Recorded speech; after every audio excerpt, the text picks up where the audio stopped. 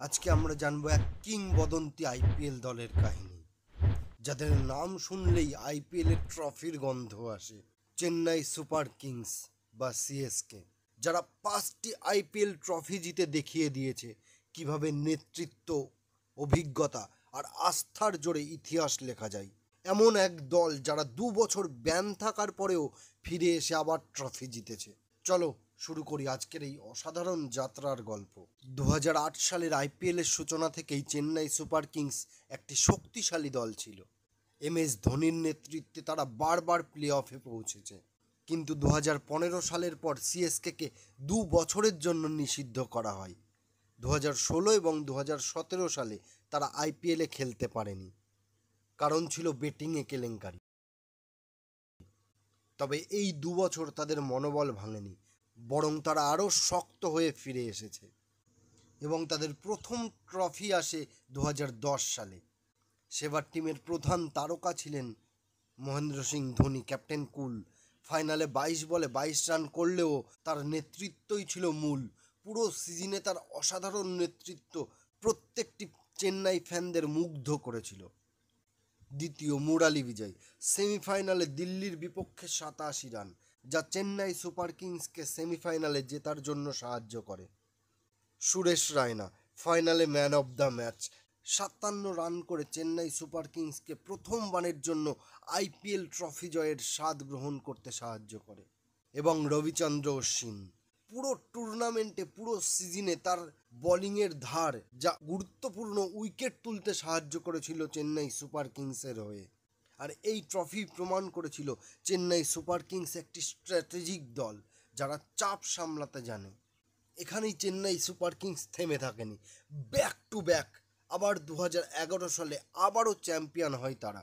আর এই 2011 সালে যেই সব খেলোয়াড়গুলো তাদের হয়ে বেস্ট পারফরমেন্স দিয়েছিল, তাদের মধ্যে অন্যতম ছিল মাইকেল হাসি।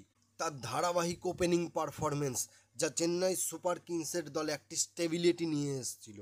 দ্বিতীয়, ফাইনালে মুরালি বিজয়ের আরসিবি এর বিপক্ষে 95 রান। তাছাড়া ধোনির ক্যাপ্টেন্সি তো আছেই। চেন্নাই সুপার কিংসের ব্যান পিরিয়ড 2016 থেকে 2017।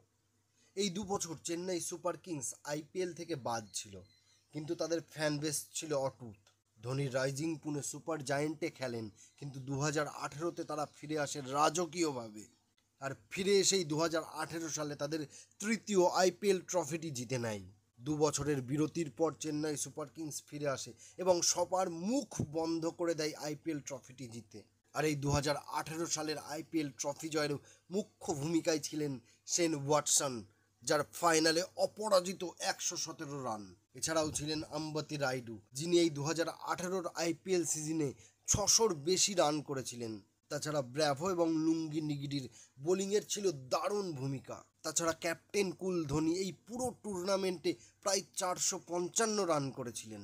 এই জয়টা শুধুই ট্রফির না, এই জয়টা ছিল আবেগের, এই জয়টা ছিল ফিরে আসার, এই জয়টা ছিল আবার কিভাবে একটি ব্যান হওয়া দল ফিরে এসে আবার জয়ের ট্রফি দেখতে পারে। 2018-র পর 2020 সালে প্লে অফে জায়গা না পেলেও 2021 সালে তারা আবার ঘুরে দাঁড়ায় এবং ঋতুরাজ গাইকোয়াডের 635 রান, যা তাকে অরেঞ্জ ক্যাপ জয় করতে সাহায্য করেছিল। এছাড়াও ফাফ ডুপ্লেসিসের ফাইনালে 86 রান, যা চেন্নাই সুপার কিংসকে জিততে সাহায্য করেছে।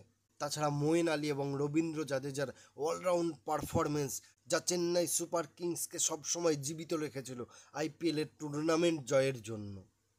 22 সালের পরে 2023 সালে আবার চ্যাম্পিয়ন হয় সিএসকে।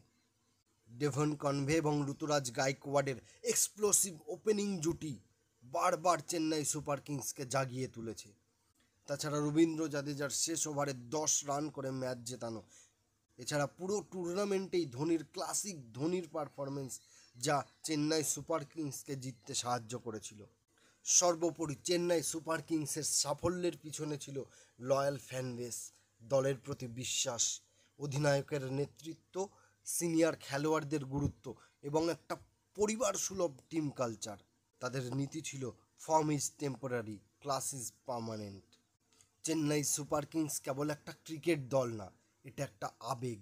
তাদের এই যাত্রা আমাদের শেখায় পতন আসতেই পারে, কিন্তু যিনি বিশ্বাস রাখেন তিনি ফিরে আসতে পারেন। অনেক বেশি শক্তি নিয়ে।